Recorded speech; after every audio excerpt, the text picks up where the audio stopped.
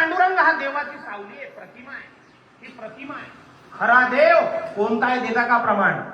भूती नारायण खरा.